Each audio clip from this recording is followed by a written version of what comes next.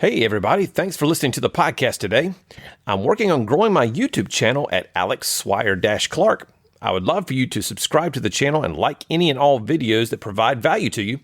All of the podcasts can be found there, as well as lots of different video content on emotional intelligence and how you can apply it to improve your personal and professional relationships. Thanks for subscribing, and now on to the show.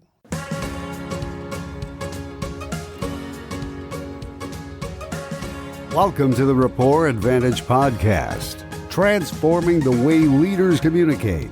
Here's your host, human behavior expert and professional speaker, Alex Swire-Clark. Welcome to the show. Welcome to the show. It's good to be back here in May 2021, or whenever you happen to be listening to this podcast. I am Alex Swire-Clark, emotional expert, award-winning speaker, author, and your emotional intelligence guide on this crazy journey that is the Rapport Advantage podcast. Excited to be with you today. It's been a minute since I've actually have access to my big button box here on my iPad where I can say all kind of crazy things like, hey, do you listen to the podcast? Yes. Have you subscribed to the podcast? What do you mean? Have you subscribed to my podcast? Yes. That's what I thought. So if the answer to that was no, why not? Because I've got all kind of crazy good information for you here. I'm speaking off the cuff today, so not on a script. So if I have some little little bleeps and blops, and as we go through, we'll just get right through that. So hopefully we won't have any along the way, because no one likes that. We are here, as I said earlier, to help you increase your emotional intelligence, build better relationships in the workplace and beyond through the use of emotional intelligence. We speak here on this podcast about the DISC method of human behavior. There are all kind of great tools out there. There's Culture Index, Predictive Index, Myers-Briggs, StrengthsFinders, all those kind of good models are out there. But we use DISC because it's just super easy to teach, and we talk about it all the time. So if you are new to the podcast, stop everything. Hold on a second. Go back to episodes 2 through 6 and get that foundational methodology so we can all be speaking the same language today, because we're going to be answering some questions that I've had from some of my recent speaking events.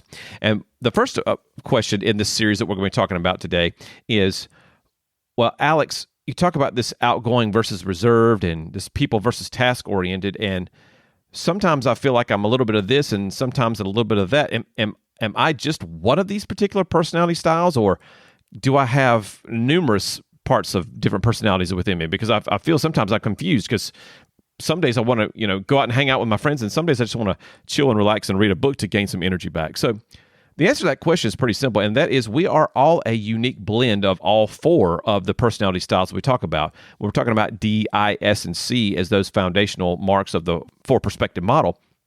We're talking about some people are never going to be just a D. Now, they may only profile as a D in terms of that being one of the predominant traits, but they still have S, they still have C, they still have some I in it. It may not be as much as me, who's a high I, but they still have some in them. So when we're looking at breaking up the room into groups of folks, sometimes that I do in my workshops, I say, okay, if you're outgoing, let's move up to the front. If you're reserved, let's move over to this side, and so forth. Some people can be conflicted. They want to stand in the middle of the room, and I kind of tease them that, there's always one person in the crowd, but it is true. The closer you are to the middle of the circle graph, the more conflicted you are when you're answering the assessment questions. Because for some of us, like me as a high IS, when it's given me choose the most of these 4 words and choose the least of these group of 4 words, well, it's super easy for me to choose. I mean, I'm like, boom, I'm talkative, bam, bam, bam, bam, and I just go through that list. It takes me maybe 8 minutes to finish that assessment. However, someone who's closer to the middle, who may be, let's say, a CD or a CS or maybe an SDI, someone who's, again, closer to the middle there, they might struggle because they're thinking, well, these 4 words match me, but these 4 words down here are pretty close as well. So, and so they get to the point where they can't move on to the next question in the assessment because they're conflicted. And so that conflict comes back from their high levels in each area of the DISC model. So if we're talking about on a scale of 0 to 100, most of their traits are going to be in the 40s to 60s if they have that conflict. They're not going to be really intense in any one trait. They're just going to kind of all be hovering around. So a CSI blend might have a C of 70, an S of 60, and an I of like 52, and then their D might be in the 20s or the teens. So they're not going to have a lot of that drive that a high D would, but they've got quite a bit in a number of other areas. So they're going to have some conflict there. So it's not just necessarily easy when I divide up the room or say, hey, are you a more outgoing person or are you a more reserved person? They're like, I don't know which one to choose. And so they get in that mode of having that conflict. So, and that's not a bad thing because the fewer blind spots that you have come from the less intensity in one specific trait.